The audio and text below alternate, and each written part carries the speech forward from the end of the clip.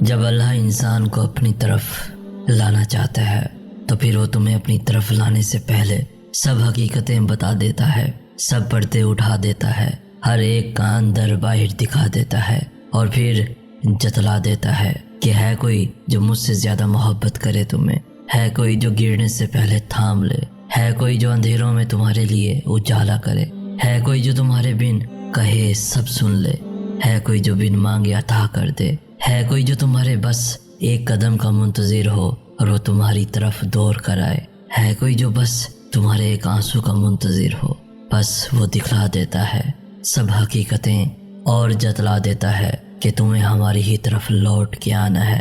اس کی رحمت کے سوا کوئی پناہ دینے والا نہیں، کوئی پناہ دینے والا نہیں تمہیں۔ اے اللہ پاک، تو معاف کرنے والا ہے، معاف کرنے کو پسند کرتا ہے، مجھے بھی معاف فرما دے، آمین یا اللہ پاک، آمین۔ دوستو، رب سے اس کے فیصلوں کی تبدیلی کی دعا نہ مانگیں، بلکہ دعا مانگیں کہ وہ آپ کا دل اپنے فیصلوں کے تابع کر دے۔ زندگی کبھی بھی کسی کے لیے بھی آسان نہیں ہوتی۔ اللہ پر توکل کا مطلب یہ نہیں کہ آپ کی زندگی میں مشکلات نہیں آئیں گی۔ بہتری کے راستے پر چلنے کا یہ مطلب نہیں کہ اب دکھ نہیں آئیں گے۔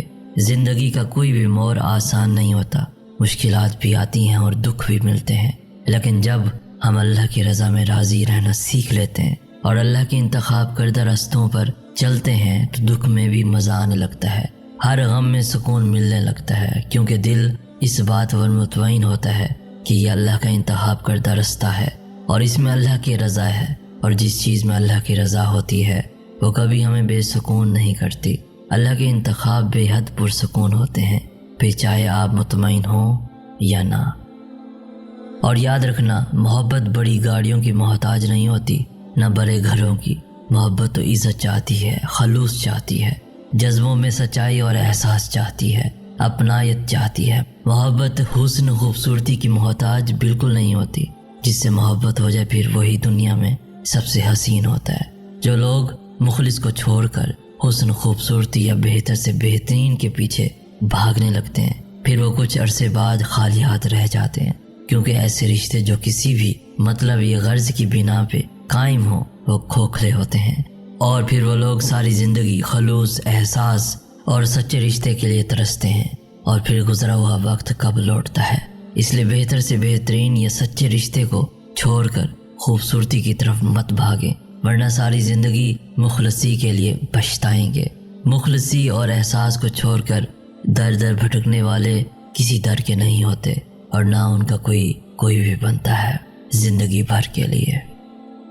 قیامت کے دن ہر شخص حسرت کرے گا، برا شخص اپنی برائیوں پر اور نیک شخص اس پر کہ زیادہ نیکیاں کیوں نہ کیں۔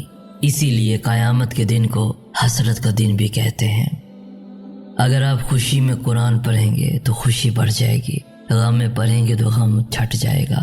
قرآن کے جلال و جمال پر، وعدوں اور وعیدوں پر غور کرنے سے خوف الہی میں اضافہ ہوتا ہے، امید رحمت پختہ ہو جاتی ہے، اللہ کی محبت مضبوط تر ہو جاتی ہے۔ قرآن ہے تو آپ بغیر چوکیدار کے محفوظ ہیں، بغیر مال کے غنی ہیں، ہر متکبر کے سامنے ڈٹ جانے والے اور ہر متواضع کے لیے نرم ہو۔ اہل قرآن ہی تو اللہ والے ہیں۔ بشارت ہے ان اللہ والوں کو، بس اپنے دلوں کو قرآن کی جانب حرکت دو۔ جب ہم معافی مانگتے ہیں تو وہ بخش دیتا ہے، یہ نہیں پوچھتا کہ کیا کیوں تھا۔ یہی تو فرق ہے اللہ کے معاف کرنے اور لوگوں کے معاف کرنے میں۔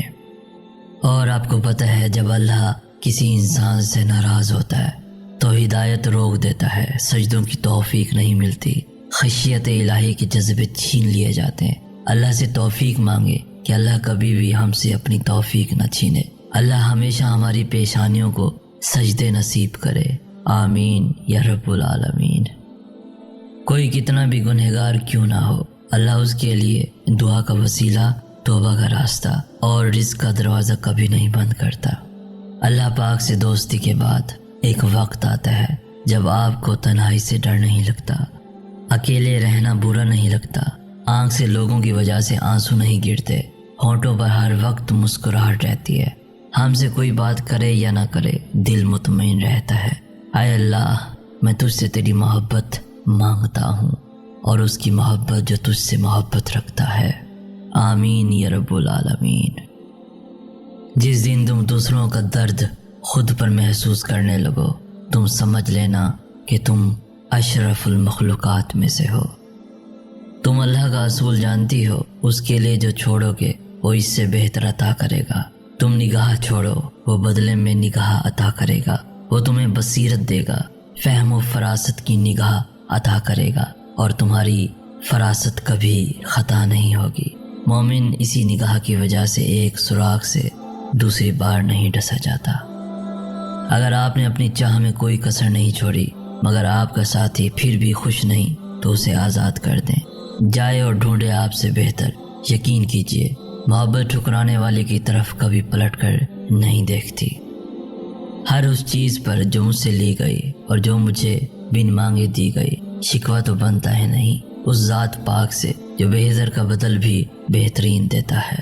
بے شک کبھی کبھی انسان بہت بے بس ہو جاتا ہے، چاہ کر بھی اسے خاموش رہنا پڑتا ہے۔ وہ صبر سے کسی معجزے کا انتظار کرتا ہے، نم آنکھوں سے اپنے رب کی رحمت کا منتظر ہوتا ہے، اور پھر قرآن سے اللہ کا جواب آتا ہے، اور جلد ہی آپ کا رب آپ کو اتنا دے گا کہ آپ خوش ہو جائیں گے۔ ٹوٹا ہوا دل اللہ کو بہت پسند ہے، وہ دل جو اللہ کے لیے ٹوٹتے ہیں۔ یاد رکھنا، جو دل اللہ کے لیے ٹوٹتے ہیں اپنی خواہشوں کی قربانی کے نتیجے میں، اس کی راہ میں کی جانے والی کوششوں میں، آنے والی رکاوٹوں کے نتیجے میں، حق بات کرنے پر ملنے والی طعنہ و تشنے کے نتیجے میں، یا پھر نفس کو کچل کر اس پر جب صبر کی عمارت قائم کی جاتی ہے، تب دل جو سہتا ہے اور اس صبر کے گرم ریگزار صحرا پر چلتے جو چھالے دل پر پڑتے ہیں، وہ دل بڑے کمال کے ہوتے ہیں۔ صبر تو کبھی بھی آسان نہیں رہا، آسان ہوتا تو اجر اتنا بڑا بھی نہ ہوتا۔ اس لیے یہی باصبر چھوٹی چھوٹی خواہشوں کی قربانی دے کر ٹوٹنے والے دل اللہ کو بڑے بھاتے ہیں۔ پھر ایسے دلوں پر ہی اللہ کی محبت منکشف ہوتی ہے۔ وہ دلوں میں پڑنے والی دراروں پہ اپنی محبت کا پیوند بڑے شوق سے لگاتا ہے۔